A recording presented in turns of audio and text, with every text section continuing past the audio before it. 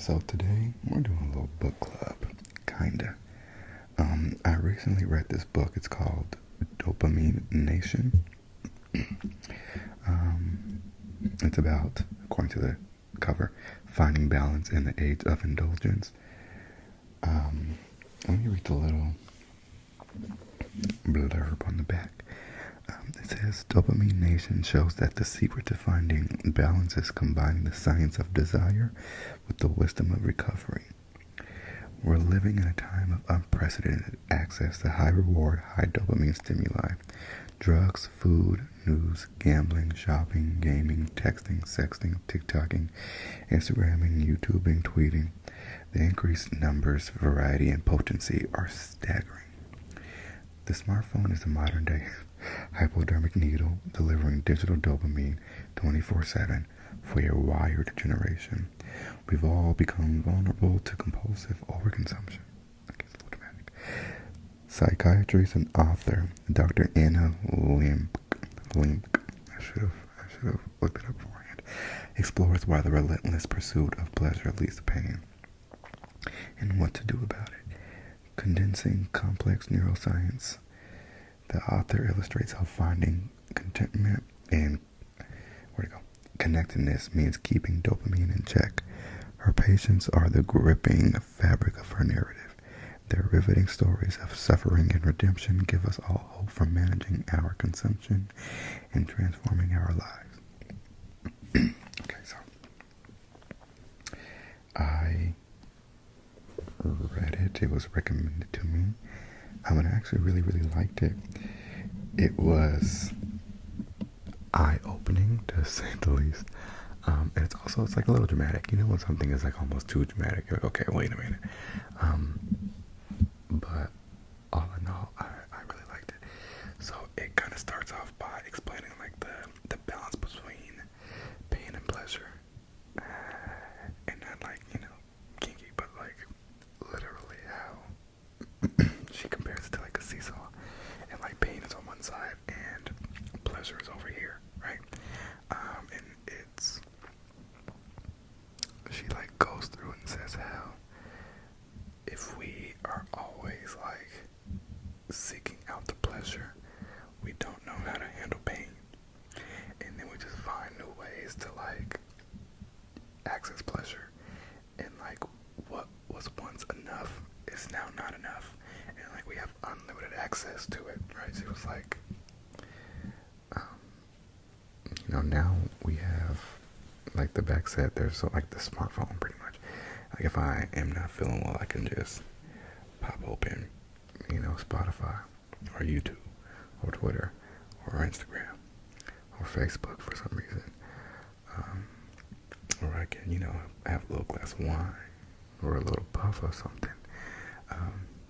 There's just so many options to mask the pain and to, like seek further pleasure. And so it was really interesting, like literally about finding the balance. And one of the things so like in the book, there's like a bunch of like of her clients, and she talks about like just their different stories and what they were going through. They all suffered with addiction. So some were like drugs, like hard drugs, and some were like marijuana, and some were like one was like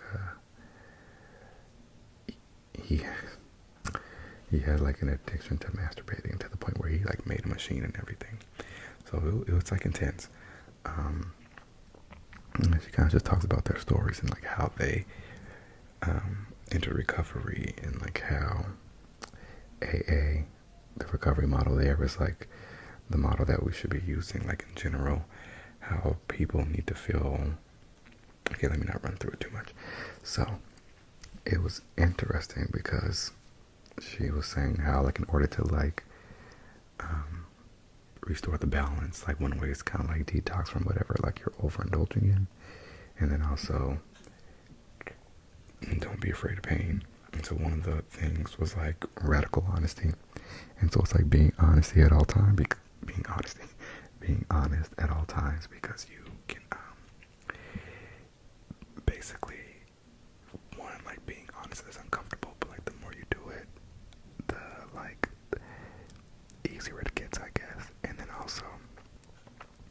you have to be honest about things, it makes you take like a true look at the things you're doing.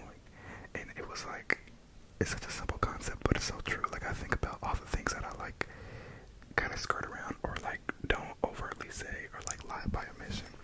And it's always things that I guess I'm like not proud of, which is like, should I be doing it then? You know? So it kind of like talks about like the shame, not a shame spiral, it's like a cycle.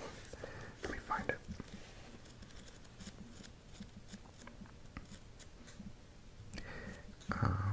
It's a shame. It's right here, but I don't know what they're called. Oh no. Oh no. Well, anyway, girl, there's like a section about shame. And how there's here we go. Destructive shame, where you kind of just like spiral, right? If you feel bad about something, you go do something else that kind of makes you feel better, but then you feel bad about that, and then it just spirals down. But then there's this thing, here it is. So overconsumption leads to shame, which leads to lying, which leads to isolation.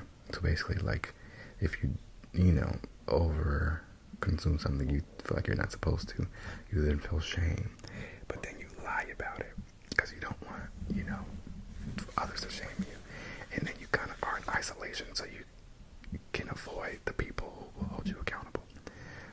And so it talks about like being like radically honest.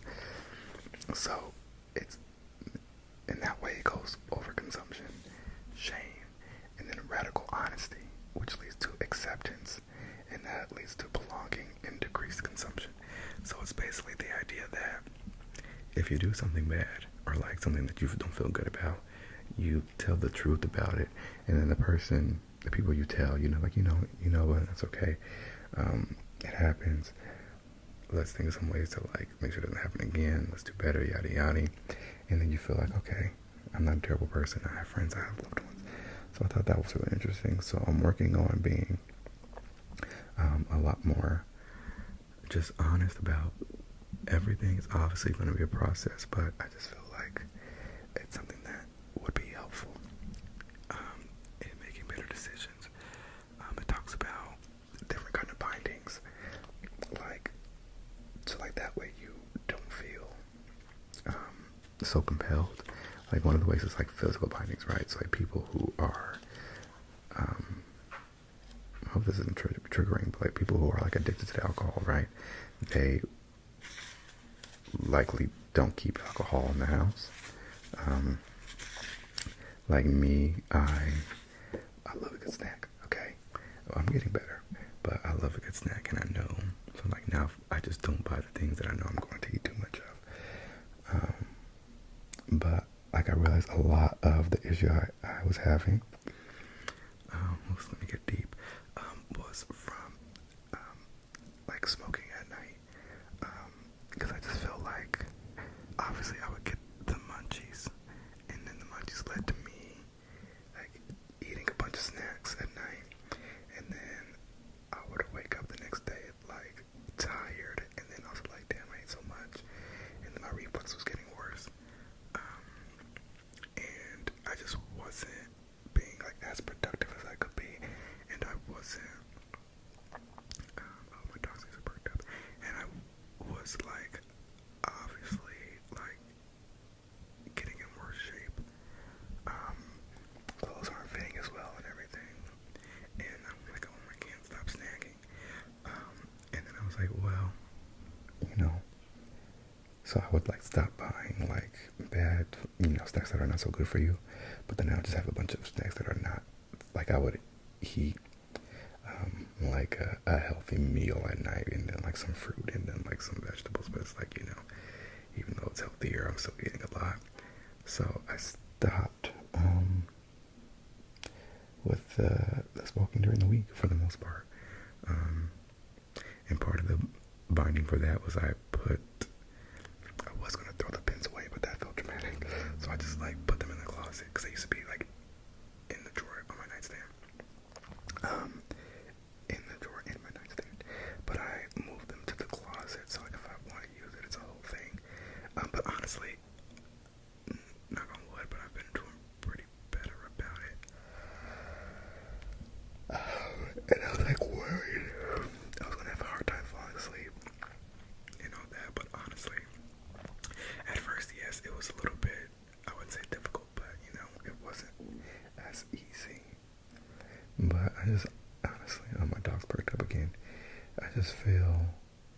like my night routine has gotten a lot better. Like I make sure, like there were some nights I had to like drag myself to brush my teeth before bed, and it got to the point where I would just brush my teeth before, like I went on the walk and smoked, because I'm not gonna want to do it when I get back. But then I'll eat after I came back. So this video is not about me. Point is, I took like what was in there and I started applying it to myself. Like I physically binded myself a little bit. I stopped doing what I feel like I was over-consuming during the week. And then, so it kind of like parlayed into wine. Because one glass of wine is still less calories than me having a meal and a cookie and fruit and whatever else. And then this week I've, I should say wine and food, but then this week I've been a lot better. But Friday's coming up, thank you God. So, yeah, it was like a great story on finding the balance, and then also like how to be a productive member of society. Like it's helped me a lot with my job and the people that I work with, kind of like putting things into context for myself, and also like helping them. Don't you hate when somebody reads a book and they feel like they have all the answers? Well, bitch, that's me. Not all the answers, but I feel like I have more answers. So I don't know. It's, I feel like the key ideas were, don't be afraid to, or not, don't be afraid to, but you kind of need to, like, one, take inventory on what you're over-consuming, two, see what kind of binding is going to be best. Is it like emotional, not emotional, one was physical, one was, I think, like, you making it like a reward or something. Let me see if I can find, here we go, self-binding, page 71.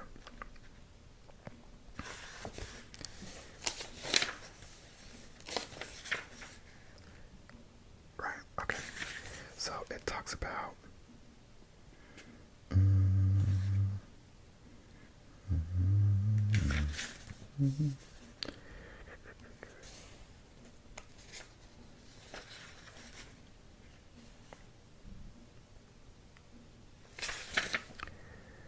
D stand, what is it? D-O.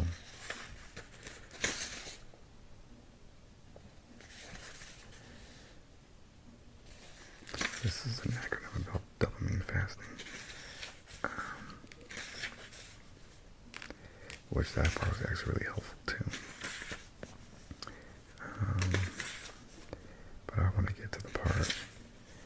Okay, here we go. I think so. Space, time, and meaning are the different types of binding. Self-binding, by like physical self-binding, means like you just literally don't have it in the house, or you're making it harder for you to get. This person on this page put their iPad in a safety deposit box at Bank of America, so they can't,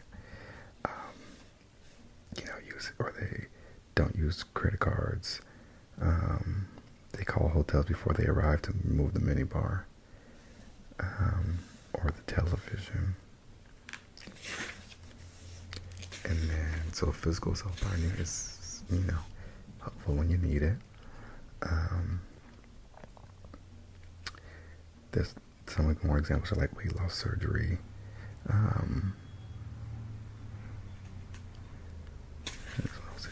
And then so chronological self-binding, that's the one I was looking for the name for. That's when you use the use of time limits and finish lines. So like, maybe you switch to only just the weekends, which is what I'm trying to do. Or you switch to, so finish lines is like after you do something, like after a big test, or after you do, God knows. Like for example, I'm vegan. So I was always like, okay, like when I first started, I was like, okay, for Thanksgiving, I'll eat, animal products. And then I did it. It's like, okay, for my birthday, I'll go to Red Lobster. And then I did it. It's like, okay, well, you know what? For Easter, right? So I kept like doing these things to like reward myself, but I just ended up not doing it.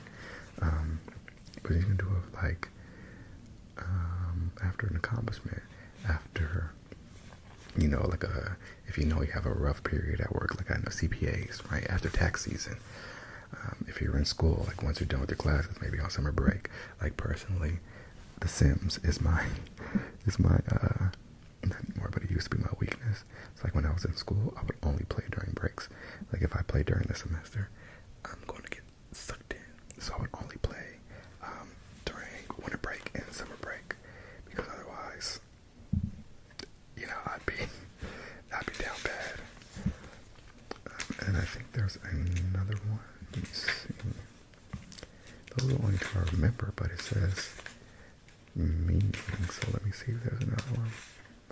There's categorical. Oh, here it is. Okay. Categorical self-binding. So I think that just means like altogether. Jacob came to me, blah, blah, blah, blah, blah, blah, blah, blah, blah, blah, blah, blah. Categorical self-binding limits consumption by sorting dopamine into different categories.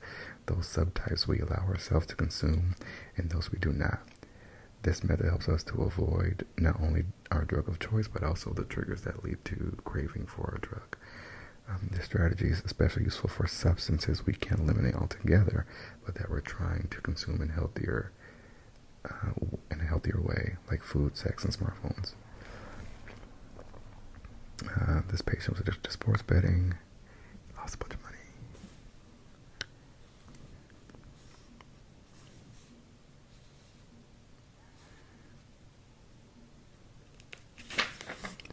So I'm like trying to.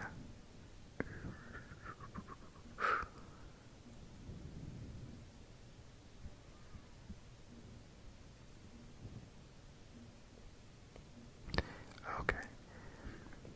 So it's basically, we can correct mistakes like this by mental shifting process. The well-worn American traditions of dieting is one example of categorical self-binding. We pursue these diets for various reasons. Okay. So like, for example, if you have a hard time,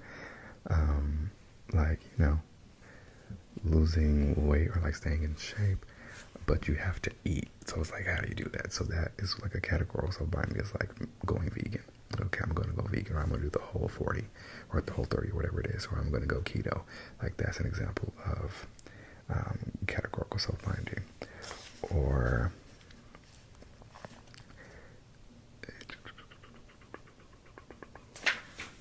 I want to see this other example because it looks good.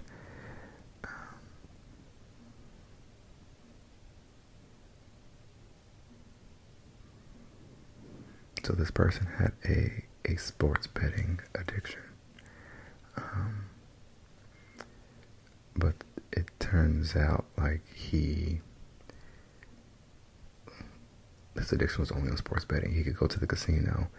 Well, no, that's not what they're saying.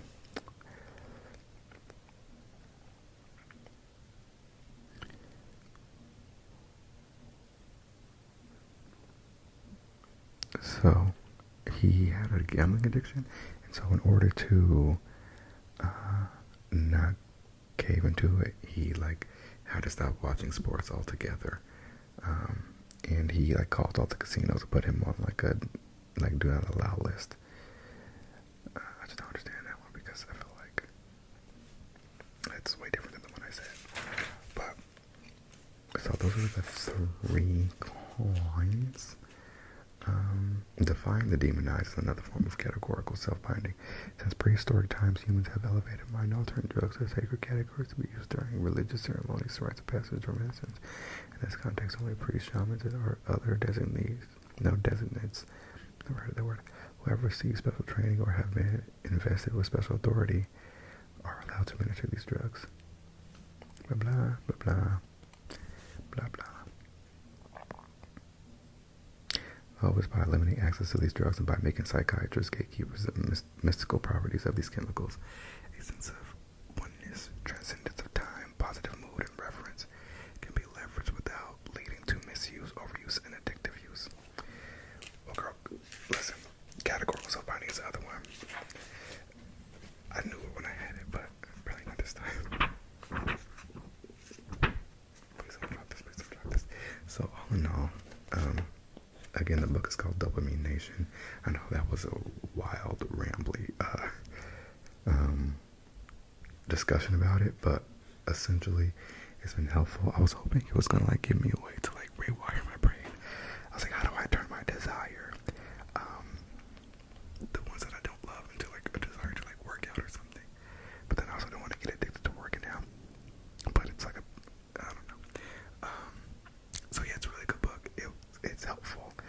It's already helped me, and I am excited too. So I have a lot of friends. Like I posted it on Instagram. I have some friends who are like, "Oh, I'm getting this now," and a couple friends were like, "Let me borrow it." So it's gonna make its way around. And on that note,